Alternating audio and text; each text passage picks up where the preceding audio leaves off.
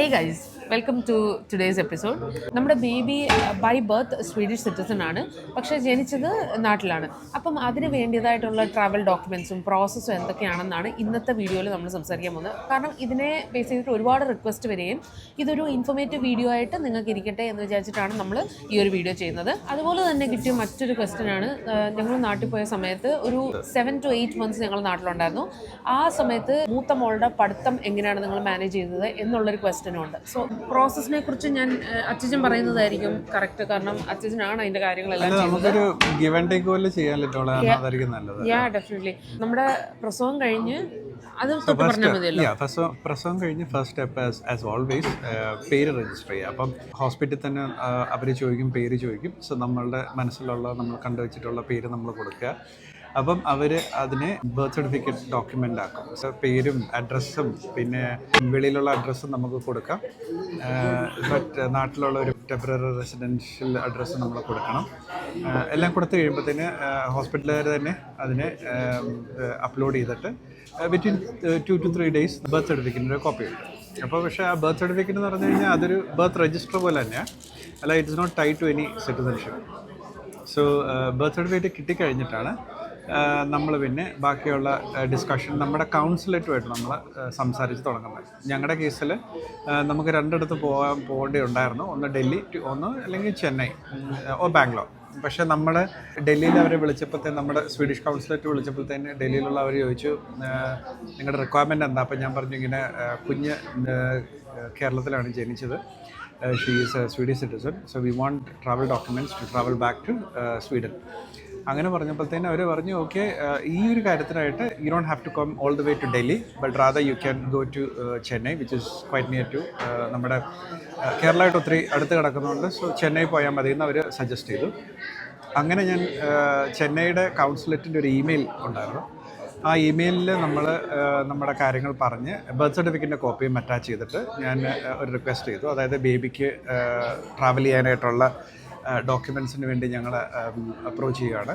So അതിൻ്റെ വേണ്ടിയ procedures എന്താണെന്നുള്ളത് പറഞ്ഞുതരാൻ വേണ്ടി പറഞ്ഞിട്ടുണ്ട്. ചെന്നൈ കൗൺസിലേറ്റിനെ നമ്മൾ അപ്രോച്ച് ചെയ്തു. അവരുടെ ഇമെയിൽ നമ്മുടെ വെബ്സൈറ്റിൽ നിന്ന് കിട്ടും. സ്വീഡിഷ് വെബ്സൈറ്റിൽ ഇന്ത്യൻ കൗൺസിലേറ്റിൽ നിന്ന് അടിച്ച് നോക്കുമ്പോഴത്തേന് ചെന്നൈ, ബാംഗ്ലൂർ, ഡൽഹി എല്ലാം കാണിക്കുന്നുണ്ട്. അപ്പോൾ അതിനകത്തുനിന്ന് നമ്മൾ ചെന്നൈയുടെ ഇമെയിൽ എടുത്ത് നമ്മൾ അവർക്ക് മെയിൽ അയച്ചു with attaching the birth certificate telling that this is the request. അപ്പോൾ അങ്ങനെ ഇപ്പോൾ അവർ റിപ്ലൈ അയച്ചു ദാറ്റ് ഫസ്റ്റ് നമുക്ക് അപ്ലൈ ചെയ്യേണ്ടതെന്ന് പറഞ്ഞാൽ കോർഡിനേഷൻ നമ്പർ. ഈ കുഞ്ഞ് സ്വീഡനിൽ ജനിച്ചിരുന്നെങ്കിൽ കുഞ്ഞിന് റൈറ്റ് അവേ പേഴ്സണൽ നമ്പർ കിട്ടും. പേഴ്സണൽ നമ്പറാണ് നമ്മുടെ ഇവിടുത്തെ എല്ലാ കാര്യങ്ങൾക്കും നമ്മൾ ബൈൻഡ് ചെയ്യുന്ന ഏക നമ്പർ. നമ്മുടെ ബാങ്കിലാണേലും നമുക്ക് അഡ്മിഷൻ കിട്ടാനാണേലും നമ്മുടെ ജോലിയുടെ സാലറി ആണേലും ടാക്സ് ആണേലും everything is binded with that number. So കുഞ്ഞ് സ്വീഡൻ്റെ വെളിയിൽ ജനിച്ചുകൊണ്ട് ഫസ്റ്റ് സ്റ്റെപ്പ് എന്ന് പറഞ്ഞാൽ കോർഡിനേഷൻ നമ്പർ ഇഷ്യൂ ചെയ്യലാണ്. അപ്പം കോർഡിനേഷൻ നമ്പർ ഇഷ്യൂ ചെയ്യാൻ വേണ്ടി അവർ പറഞ്ഞു the baby will have to come in person to the Swedish embassy in Chennai. എന്നിട്ട് we need to fill up application forms. അതിൻ്റെ റിക്വയർമെൻറ്റ്സ് അനുസരിച്ച് നമ്മൾ എല്ലാ ഡോക്യുമെൻറ്റ്സും എടുത്ത് കുഞ്ഞിനെയും കൊണ്ട് നമ്മൾ ചെന്നൈയിലോട്ട് പോയി ഡോക്യുമെൻറ്റ്സ് ഒക്കെ സബ്മിറ്റ് ചെയ്തു. അലോങ് വിത്ത് പ്രോസസ്സിങ് ഫീ ഉണ്ട്, അത് that is going for to the Swedish government. അപ്പം നമ്മൾ ആ ഫീ കൊടുത്തു കഴിഞ്ഞിട്ടപ്പോൾ അവർ പറഞ്ഞു 4 to 5 വർക്കിംഗ് വീക്സ് ആ വീക്സിനുള്ളിൽ നമുക്ക് കോർഡിനേഷൻ നമ്പർ ഇഷ്യൂ ചെയ്യുമെന്ന് പറഞ്ഞു. മേ ബി അതിന് മുന്നേയും കിട്ടാൻ സാധ്യത ഉണ്ടെന്ന് വിചാരിച്ചു. അപ്പം നമ്മൾ പ്രതീക്ഷിച്ചു ഒരു 3rd വീക്കൊക്കെ കഴിയുമ്പോഴത്തേനും സംഭവം വരുന്നു. But unfortunately we had to wait all the 5 weeks. എന്നിട്ട് കോർഡിനേഷൻ നമ്പർ കിട്ടി കഴിഞ്ഞപ്പോഴത്തേനും അവർ പറഞ്ഞു വീണ്ടും കുറച്ച് ഫോംസ് ഉണ്ട്, ആ ഫോംസും വെച്ചിട്ട് we needed to visit the consulate one more time. So with the baby. So നമ്മൾ with the baby consulate second time നമ്മൾ പോയി. വീണ്ടും coordination number inclusive of the other details അവർ നമ്മുടെ ഡോക്യുമെൻറ്റ്സ്, നമ്മുടെ പാസ്പോർട്ട് എല്ലാം വിഷ്വലി വെരിഫൈ ചെയ്ത് അവർ തന്നെ വിറ്റ്നസ് ചെയ്ത് അറ്റസ്റ്റ് ചെയ്തിട്ടാണ് അപ്ലോഡ് ചെയ്യുന്നത് into the Swedish portal. അങ്ങനെ അവിടെ ചെന്ന് ഇതെല്ലാം കണ്ട് എല്ലാം ത്രൂ ആയി കഴിഞ്ഞപ്പോഴത്തേന് അന്ന് തന്നെ നമുക്ക് ടെമ്പററി പാസ്പോർട്ട് ഇഷ്യൂ ചെയ്തു. നമ്മൾ ആപ്ലിക്കേഷൻ ഒരു 10 o'clock കൊടുത്തു. ആ സമയത്ത് നമ്മളൊരു എമൗണ്ട് നമ്മൾ ഫീ ആയിട്ട് കൊടുക്കുന്നുണ്ട്. 2 രീതിയിൽ നമുക്ക് ഈ പാസ്പോർട്ട് കിട്ടാം. അതായത് ടെമ്പററി പാസ്പോർട്ട് ഉണ്ട്, അതിന് 40 എത്ര ഡേയ്സ് ആയിരുന്നു, 2 weeks ആണോ ടൈം പറഞ്ഞ അവർ? 2 weeks ടൈമാണ്. നമുക്ക് ആ സെയിം ഡേ പാസ്പോർട്ട് വേണമെന്നുണ്ടെങ്കിൽ ഒരു പേപ്പർ ഫോമാറ്റിലായിരിക്കും, ഒരു ഒറ്റ സിംഗിൾ പേപ്പർ ഫോമാറ്റിലായിരിക്കും. സിംഗിൾ പേപ്പറായിട്ടായിരിക്കും അവർ തരുന്നത് വിത്ത് ബേബീസ് ഫോട്ടോ അറ്റാച്ച്ഡ്. സോ നമ്മൾ ഈ ഒരു എന്താ സെയിം ഡേ കിട്ടുന്ന പാസ്പോർട്ടാണ് നമ്മൾ ഓപ്റ്റ് ചെയ്തത്. പക്ഷേ ഈ ടെമ്പററി പാസ്പോർട്ട് ഇഷ്യൂ ചെയ്യുന്ന സമയത്ത് നമുക്ക് അതിന് മുന്നേ നമ്മൾ പ്രിപ്പയർ ചെയ്യേണ്ട സാധനം എന്ന് പറഞ്ഞാൽ നമ്മുടെ ട്രാവൽ പ്ലാൻ, നമ്മൾ റിട്ടേൺ ടിക്കറ്റ് നമ്മൾ ബുക്ക് ചെയ്യണം. കാരണം ആ റിട്ടേൺ ടിക്കറ്റിൻ്റെ പാത്ത് ഇവർക്ക് ഇതിനകത്ത് എഴുതണം. അതായത് ഇപ്പോൾ നമ്മൾ എന്താ പറയുക, Bangalore to Frankfurt to Sweden ആണോ വരുന്നത്, അതോ ബാംഗ്ലൂർ അല്ലെങ്കിൽ Chennai to Amsterdam and Sweden ആണോ വരുന്നത്. സോ അവർക്ക് ഈ ഏതൊക്കെ പോർട്ടിൽ കൂടെ നമ്മൾ പോകുന്നുണ്ട് അത് അതിനകത്ത് മെൻഷൻ ചെയ്യണം. ആൻഡ് വൺസ് ഇത് ടെമ്പററി പാസ്പോർട്ട് ഇഷ്യൂ ചെയ്ത് കഴിഞ്ഞാൽ നമ്മളുടെ ട്രാവൽ ഡേറ്റ് നമുക്ക് മാറ്റാം, ബട്ട് നമുക്ക് ആ പോർട്ട് മാറ്റാൻ പറ്റത്തില്ല, ഐറ്റിനറി മാറ്റാൻ പറ്റത്തില്ല. But you can change the travel date. ആ ട്രാവൽ ഡേറ്റ് ഷുഡ് ബി ഇവർ ടെമ്പററി പാസ്പോർട്ട് ഇഷ്യൂ ചെയ്തേക്കുന്ന ആ ഡേറ്റിൻ്റെ അകത്ത് വേണം വരാൻ. നമുക്ക് അവിടെ നിന്ന് അവർ ഈ ഡീറ്റെയിൽസ് എല്ലാം കാണിച്ചു, ടിക്കറ്റിൻ്റെ ഡീറ്റെയിൽസ് കാണിച്ചു, ഏറ്റവും അവസാനം ഡോക്യുമെൻറ്റ്സ് ഒക്കെ വെരിഫൈ ചെയ്തിട്ട് ഇൻ 2 hours അവർ തിരിച്ചു വരാൻ പറഞ്ഞു.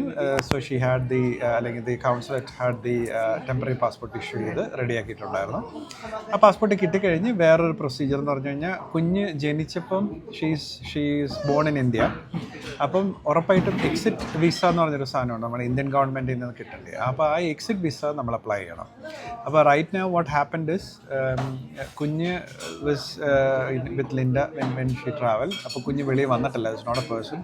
കുഞ്ഞ് അവിടെ ജനിച്ച് കഴിഞ്ഞിട്ട് that is considered as a person, so that person also needed exit visa. നമ്മൾ ഇതിനകത്ത് ശ്രദ്ധിക്കേണ്ട ഒരു കാര്യം എന്ന് പറഞ്ഞു കഴിഞ്ഞാൽ, ഈ എക്സിറ്റ് വിസ നമ്മൾ അപ്ലൈ ചെയ്യുന്നതിന് അല്ലെങ്കിൽ the time that you are planning to leave India എത്ര നാൾ നീളുന്നോ അതിനനുസരിച്ച് ഫൈനുണ്ട് കേട്ടോ.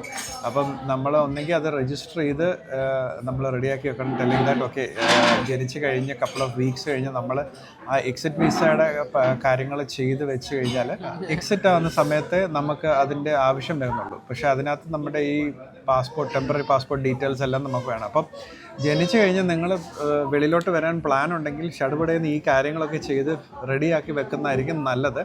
കാരണം ഞങ്ങൾക്ക് നമ്മളത് അറിഞ്ഞില്ല.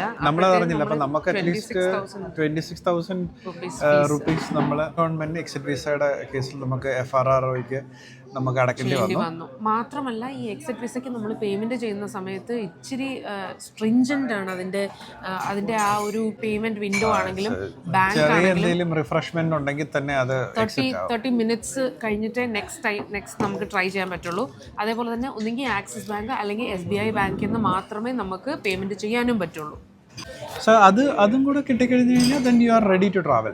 അപ്പം exit visa, temporary passport if the baby is born abroad not in Sweden, അപ്പോൾ ടെമ്പററി പാസ്പോർട്ട്, ഈ 2 ഡോക്യുമെൻറ്റ്സ് ഉണ്ടെങ്കിൽ യു ക്യാൻ ട്രാവൽ. ആൻഡ് തിരിച്ച് ഞങ്ങൾ സ്വീഡനിൽ എത്തിയിട്ട് വി രജിസ്റ്റേർഡ് ഇമ്മീഡിയറ്റ്ലി ഫോർ കുഞ്ഞിൻ്റെ പേഴ്സണൽ നമ്പറിന് വേണ്ടി നമ്മൾ രജിസ്റ്റർ ചെയ്തു. അതും that took another 4 to 5 weeks personal number issue ചെയ്യാൻ വേണ്ടി. പേഴ്സണൽ നമ്പർ ഇഷ്യൂ ചെയ്ത് കഴിഞ്ഞിട്ട് നമ്മൾ പാസ്പോർട്ടിന് അപ്ലൈ ചെയ്തു. എൻ്റെ പാസ്പോർട്ട് അപ്ലൈ ചെയ്ത് കഴിഞ്ഞ് വിത്തിൻ 2 days നമുക്ക് പാസ്പോർട്ട് ഇഷ്യൂ ആയി. സോ ഇത്രയേ ഉള്ളൂ ഇതിൻ്റെ പ്രൊസീജിയേഴ്സ്. ഇതിൻ്റെ വേണ്ട ലിങ്ക്സും റെഫറിങ് ഏരിയാസൊക്കെ നമ്മൾ ഇത് കൊടുക്കുന്നതായിരിക്കും അല്ലേ, തരും. നമ്മൾ കൊടുക്കുന്ന ഡോക്യുമെൻറ്റ്സ് എല്ലാം കറക്റ്റ് ആണെങ്കിൽ ആൻഡ് അവർ വെരിഫൈ ചെയ്ത് കഴിഞ്ഞാൽ കാര്യങ്ങൾ വളരെ വളരെ സ്മൂത്തായിട്ട് പോകും. നമുക്ക് വേറെ ഹാസൽ ഇല്ല. ആൻഡ് ദ കൗൺസിലേറ്റ് ഓഫ് ചെന്നൈയിലുള്ള ഒരു ലേഡി ഉണ്ടായിരുന്നു, Priya ma'am. She was very very supportive. നമുക്ക് എല്ലാ ഡീറ്റെയിൽസും നന്നായിട്ട് എക്സ്പ്ലെയിൻ ചെയ്തു തന്നു. She knows that sometimes we are panicking, thinking about okay ഇന്നത് ചെയ്യണം ഇന്നത്, but she was very calm. നമുക്ക് വേണ്ട കാര്യങ്ങൾ വാക്ക് ത്രൂ ചെയ്തു. അതുപോലെ തന്നെ ഈ എക്സിറ്റ് വിസയുടെ കാര്യങ്ങളും മാമാണ് പറഞ്ഞത്. ആൻഡ് ഷീ വാസ് ലൈക്ക് ഇന്നത് ചെയ്താൽ മതി. ഇപ്പം നമുക്ക് എന്തെങ്കിലും ഡൗട്ട് ഉണ്ടായിരുന്നപ്പോൾ we contacted her back in the email again and she was kind enough to reply us as well. So overall നമ്മുടെ experience was really smooth, very nice. അത് then നമുക്ക് 2 പ്രാവശ്യം കുഞ്ഞിനെ കാണിക്കാൻ നമുക്ക് ചെന്നൈ പോകണമെന്നുണ്ടായിരുന്നെങ്കിലും നമ്മളത് ശരിക്കും എൻജോയ് ചെയ്തു ആ ഒരു ട്രിപ്പ്. ആൻഡ് ഇവർ ആക്ച്വലി ഒരു ടെസ്റ്റ് ഡോസ് പോലെ ആയിരുന്നു കുഞ്ഞ് ഫ്ലൈറ്റിൽ എങ്ങനെ ബിഹേവ് ചെയ്യും. അപ്പോൾ അതൊക്കെ ഒന്ന് എക്സ്പ്ലോർ ചെയ്യാൻ നമുക്കൊരു ഓപ്പർച്യൂണിറ്റി കിട്ടി ആ ഒരു ട്രിപ്പ് കാരണം. Then we were like confident. എനിക്കൊരു ചെറിയതുണ്ടായിരുന്നു ഇവള് എങ്ങനെ ആയിരിക്കും ട്രാവൽ ചെയ്യുമ്പോൾ. നമ്മൾ ആക്ച്വലി പ്രസവം കഴിഞ്ഞ് 2 മാസം കഴിഞ്ഞിട്ടാണ് 2.5 മാസം കഴിഞ്ഞിട്ടാണ് നമ്മൾ ട്രാവൽ ചെയ്യാനായിട്ട് പ്ലാൻ ചെയ്തത്. ബിക്കോസ് ആ സ്റ്റിച്ചൊക്കെ ഒന്ന് നമ്മൾ മദർ കംഫർട്ടബിൾ ആയിരിക്കണം, എങ്കിൽ മാത്രമേ നമുക്ക് ബേബി ആണെങ്കിലും ടേക്ക് കെയർ ചെയ്യാൻ പറ്റുള്ളൂ. So this is very important. നിങ്ങളുടെ ഹെൽത്ത് ഫസ്റ്റ് പ്രയോറിറ്റി കൊടുക്കുക. ഒരു 2.5 months കഴിഞ്ഞിട്ട് സാവധാനം ഈ പറയുന്ന നമുക്ക് പോയി വരിക. അപ്പോഴും നമ്മൾ കംപ്ലീറ്റ്ലി ഓക്കെ അല്ല, ബട്ട് വി വിൽ മാനേജ്. പിന്നെ നെക്സ്റ്റ് ടൈം പോകുമ്പോഴത്തേന് you will be able to enjoy. ഈ ഫസ്റ്റ് ടൈം പോകുന്നത് ഒരു എക്സ്പെരിമെന്റ് പോലെയാണ്. ബേബി എങ്ങനെ ബിഹേവ് ചെയ്യുന്ന നമുക്കറിയില്ല, ബട്ട് അതിന്റെ വീഡിയോ ഞാൻ ഇടുന്നുണ്ട്. ഫസ്റ്റ് ടൈം ട്രാവലിംഗ് വിത്ത് ബേബി. നമ്മളോട് പറഞ്ഞ ലൈക്ക് ഈ മറ്റേ പ്രഷർ ഇഷ്യൂ ഉണ്ടാകാതിരിക്കാൻ കുഞ്ഞിനെ ഫീഡ് ചെയ്യണം. പക്ഷേ ഇവർക്ക് ആസ് ഓഫ് നൗ അങ്ങനെ ഒരു പ്രശ്നം ഞങ്ങൾ ഇതുവരെ കണ്ടിട്ടില്ല. മേ ബി കുറച്ചുകൂടെ പഞ്ഞി വരെ കരുതി ആ വീഡിയോക്കകത്തുണ്ട്. പഞ്ഞിയൊക്കെ ഉരുണ്ടിറങ്ങി പോകും കുറച്ച് കഴിയുമ്പോഴത്തേന്. But it was fine, it went well. പിന്നെ നമ്മൾ സ്വീഡനിലോട്ട് തിരിച്ചു വരാൻ നേരത്തെ ട്രാവലിന് ബാസ്നെറ്റ് അത് ബുക്ക് ചെയ്തിട്ടാണ്.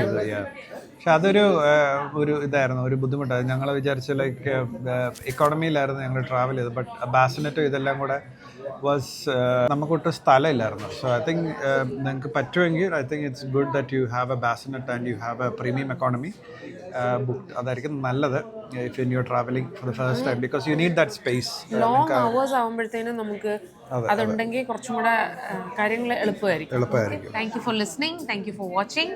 ആൻഡ് നിങ്ങൾക്ക് എന്തെങ്കിലും ഡൗട്ട്സ് ഉണ്ടെങ്കിൽ കമൻസിൽ ഇടുക. ആൻഡ് ദെൻ നമ്മൾ അതിനെ വെച്ചിട്ട് വീഡിയോ ചെയ്യേണ്ടതാണെങ്കിൽ ഡെഫിനറ്റ്ലി ചെയ്യാം. അല്ലാന്നുണ്ടെങ്കിൽ will reply in the comments. Okay, thank you guys, take care. ഇനി പ്രശ്നമാണ്. Bye bye bye bye.